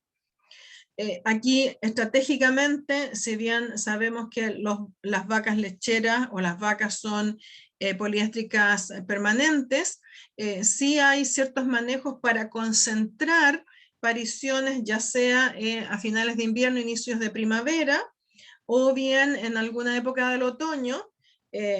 Si es monoestacional, puede ser monoestacional de primavera, puede ser monoestacional de otoño, o puede ser biestacional, con una proporción de partos en finales de invierno, inicio de primavera, y con otro en otoño. En la medida que se obtienen estas suertes de biestacionalidad, se trata de reducir un poco esa caída de producción que ocurre en la época de invierno. Aun cuando uno podría decir que la mayor proporción de, una proporción importante de vacas van a parir en época de primavera-verano. ¿Por qué? Porque es más fácil producir, es más barato producir así, es más fácil que tratar de producir en época de invierno. Entonces aquí es donde encontramos un popurrí de sistemas productivos, de opciones distintas, pero donde la pradera ciertamente juega un papel preponderante. Pradera que hay que saber manejar, hay que saber mejorarla, hay que saber fertilizarla. También se puede recurrir a cultivos forrajeros para poder entonces mejorar la oferta de alimentación a las vacas. En fin, la conservación de forraje en la zona sur también se hace, y en particular es en la forma de ensilaje. Ensilaje de pradera, se hace también algo de cultivo de maíz para ensilaje de maíz, pero lo preponderante es ensilaje de pradera. La nidificación es cada vez menos. ¿Por qué? Porque las condiciones naturales de la zona sur no son justamente para hacer nidificación, salvo que uno tenga garantías de que no va a llover. Podríamos hacer algo de heno, pero aún así los recursos que se utilizan para nidificar no son los mejores. La alfalfa sin duda es el mejor recurso para nidificar. El uso de concentrados también es variable, va a depender del sistema, del tamaño del rebaño, de la capacidad genética de los animales, en fin. Es ahí donde encontramos tal vez esta suerte de variación de características que hacen tan diversos los sistemas de la zona sur. Y así como en la zona central necesitamos vacas que produzcan por sobre 10.000 litros, nos encontramos que en la zona sur la producción de leche por vaca es bastante variable y puede ir de los 1.000 a los 6.000 y bueno, en algunas circunstancias incluso hasta 7.000 litros. Pero es bien raro pasar de ahí, aunque hay casos, y los conozco, de productores que tienen animales por sobre 10.000 litros, pero son los menos. ¿Por qué? Porque el sistema no es el más, no es que sea más, no es el más usado. ¿Por qué? Porque es más fácil producir a base pradera, ¿ya? Y en ese caso, más que la producción por animal, interesa la producción por hectárea. Entonces, ahí hay un desafío interesante, entretenido desde ese punto de vista, porque nos da variaciones, nos da opciones distintas de cómo enfrentar las distintas situaciones de que puede tener uno u otro productor. Entonces, si vemos el gráfico semejante a lo que veíamos en relación a la zona central, aquí vemos que la curva de praderas en verde tiene una curva relativamente semejante a la de la zona central, pero la producción de leche también lleva una curva, y es una curva que prácticamente sigue la curva de crecimiento de la pradera. Y a eso se debe, en alguna medida, la estacionalidad de la producción, y que en invierno la zona sur, y por el impacto que tiene la zona sur en su conjunto el país, tenga una menor producción en época de invierno. Y aquí tenemos las típicas vaquitas pastoreando. El reemplazo, estos son animales de reemplazo, son terneras, vaquillas, que el día de mañana van a ser vacas productoras. Bueno, hay algo que es importante de tener que ver, y creo que es la última parte de la clase, si no me equivoco, son las etapas del proceso de producción de los bovinos de leche, y en particular de lo que son las vacas lecheras. Bueno, esta curva creo que la vieron con el doctor Peralta y vale la pena dar cuenta de que aquí hay una, donde dice leche, la curva oscura. Esta curva de producción de leche tiene un pic de producción y luego una caída de producción. Y podemos identificar a lo que se llama vaca fresca, a una producción temprana, una lactancia media y una lactancia tardía. Y los 60 últimos días de gestación de la hembra a un periodo seco, donde la hembra no está siendo ordeñada y solamente da paso a que crezca el feto que esa hembra lleva en su útero. Entonces, eso marca de alguna manera las distintas etapas fisiológicas productivas de las vacas lecheras. Entonces, ¿qué es lo que marca definitivamente el hito que marca el inicio de una lactancia? Es el parto. Y por lo tanto, en el momento en que se inicia el parto, ocurre el parto, se inicia la lactancia. ¿Ya? Y esta lactancia, entonces, en términos generales, en términos estándares, dura aproximadamente 305 días. Una vez que la hembra parió y que inició su proceso de lactancia, reproductivamente cursa con un proceso de puerperio anatómico, fisiológico, y también de alguna forma con un anestro, con una inactividad reproductiva que se recupera más o menos a los 30, 40 días, a partir de lo cual se vigilan y se supervisan los celos, porque la meta es que ojalá la hembra que parió, al día 90 de haber parido, ya esté gestante. Y por lo tanto, tengamos un lapso parto-preñez o un lapso parto-encaste de 90 días. Eso sería lo ideal. No siempre se cumple, y en particular en la zona central o en rebaños de alta producción, el lapso parto-preñez puede ser un poco más de 90 días. Entonces, aquí en forma simultánea, la hembra va a estar lactando, pero también va a estar gestando, ¿ya? Va a llevar dos procesos fisiológicos en forma simultánea, la lactancia y la gestación. Conforme los registros que el productor lleva, con la ayuda y por supuesto con la supervisión del médico veterinario que lo apoya, se verifica la gestación y conforme el dato del encaste y la fecha probable de parto, se calcula el séptimo mes, y cuando la hembra cumple el séptimo mes de gestación, la hembra que está lactando se seca, se hace el secado de la hembra. ¿Qué significa hacer el secado? Que sencillamente se deja de ordeñar. Y la alimentación cambia porque ya no recibe la misma alimentación de lactancia, sino que va a pasar a la alimentación de vaca seca, que es meramente forraje. Por lo tanto, la última etapa es el periodo seco, que es de 60 días, y este periodo seco es cuando la hembra está solamente gestante. Entonces vamos a tener al inicio una época donde la hembra va a estar solamente lactando, y que es de más o menos 90 días. Después vamos a tener un periodo en que la hembra va a estar lactando y gestando en forma simultánea, ¿ya? Y que podemos decir que es del orden de los 7 meses. Y una vez que la hembra cumplió esos 7 meses de gestación, deja de lactar y solamente sigue gestante. Son 2 meses más. Cuando esa hembra entonces pare nuevamente, al ocurrir el parto, se vuelve a iniciar otra lactancia. Y aquí entonces tenemos las etapas por las cuales pasa entonces una vaca después del parto. Lo ideal es que el lapso parto-preñez sea de 90 días, la lactancia de 305 días, y que entonces como meta, una hembra pueda parir una vez al año. Y por lo tanto, el lapso entre un parto y otro, que se llama lapso interparto, sea de 365 días. Entonces, si lo vemos acá en este gráfico donde tenemos la vaca gestante y seca, en sus 2 últimos meses de gestación, pare, ocurre un parto. Y por lo tanto esa hembra al parir pasa a ser una vaca en lactancia. Al cumplir cierto periodo, se encasta y a los 90 días ojalá esa vaca va a estar lactante y gestante, va a seguir entonces con su proceso de lactancia y gestación y se seca al 7º mes de gestación para ser nuevamente una vaca gestante y seca, ¿ya? Pero de cada parto nacen animales, nacen terneras y terneros. Aquí nos vamos a enfocar en las terneras porque son las hembras que se crían para reemplazar a las hembras productivas que salen del sistema.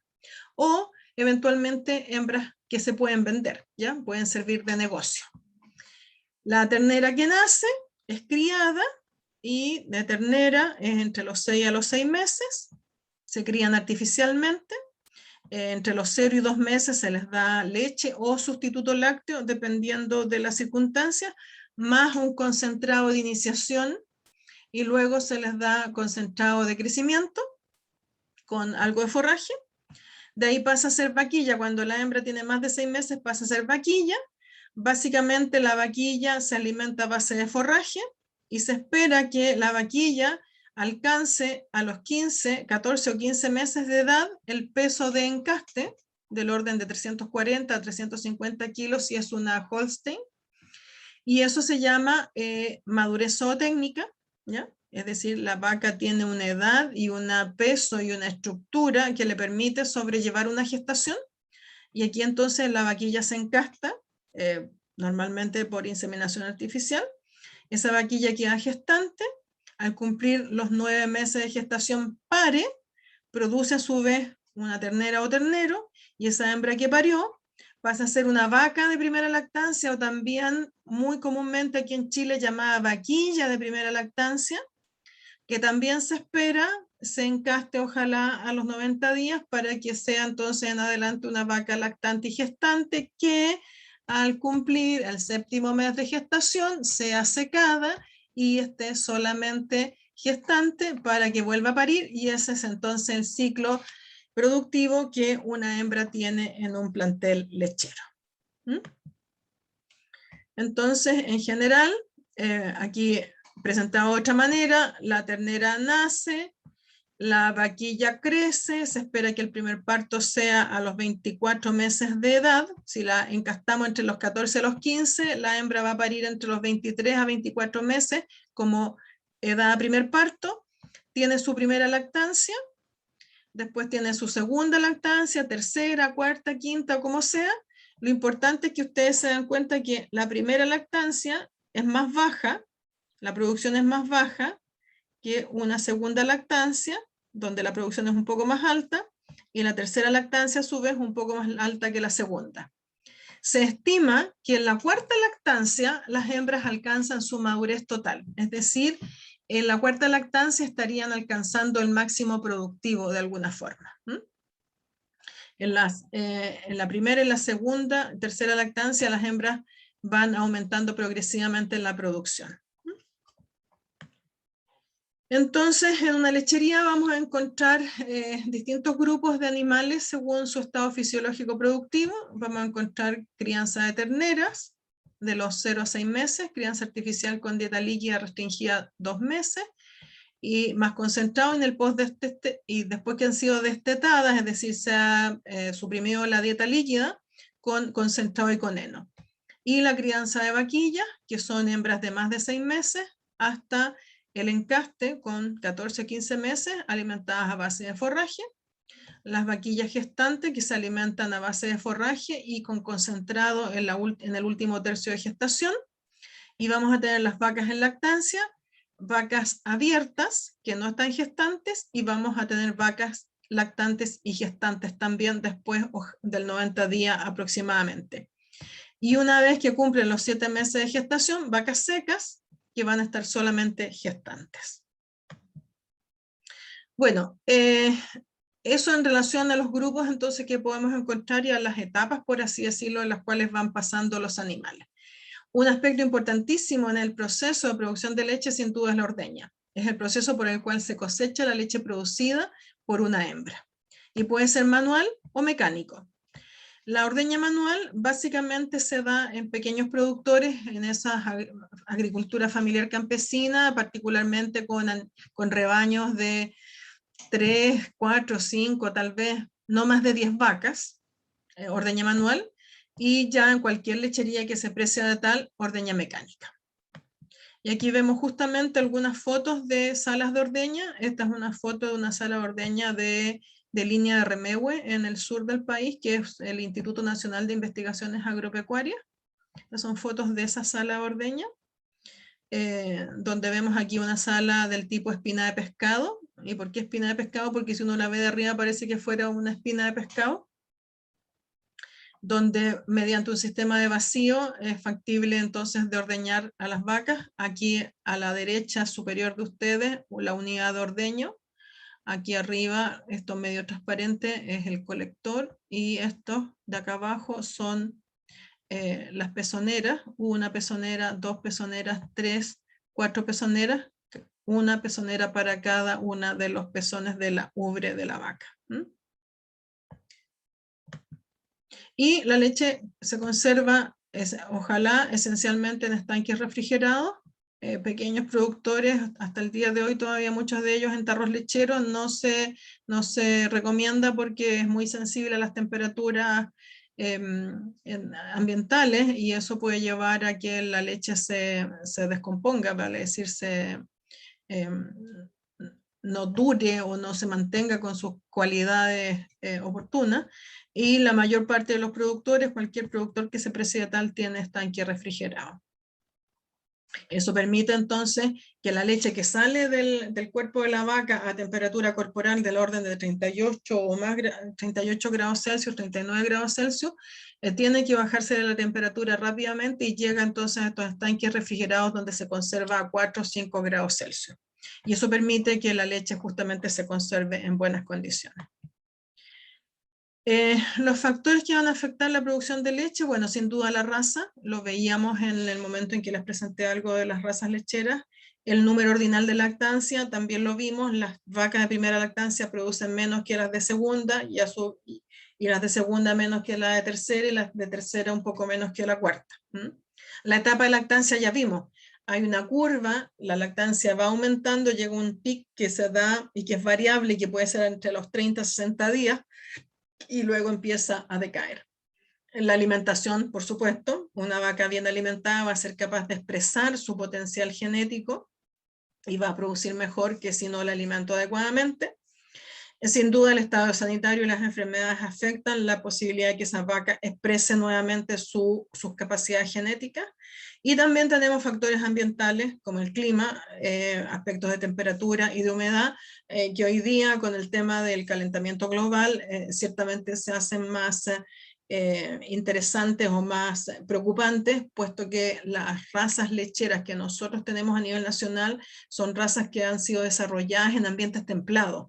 Y con el calentamiento global, estos animales están expuestos entonces a estrés por calor, y por eso hoy día hay que monitorear bien todo lo que significa temperatura, humedad relativa, y ofrecerle a los animales sombreaderos, ventiladores, formas de refrescarle en los momentos en que ellas puedan estar expuestas a un estrés por calor. Entonces ahí hay algunos desafíos interesantes en adelante. Lo mismo que manejar la alimentación, optimizar la alimentación para minimizar todo lo que es el impacto ambiental que los animales tienen sobre el ambiente, valga la redundancia, y donde un rumiante como tal tiene una responsabilidad relacionada con, por ejemplo, producción de gases de efecto invernadero, pero que en la medida que las vacas son manejadas más eficientemente, y mientras mayor producción tengan, el impacto sobre el medio ambiente va a ser menor. De ahí que manejar adecuadamente al rebaño lechero, a las vacas lecheras,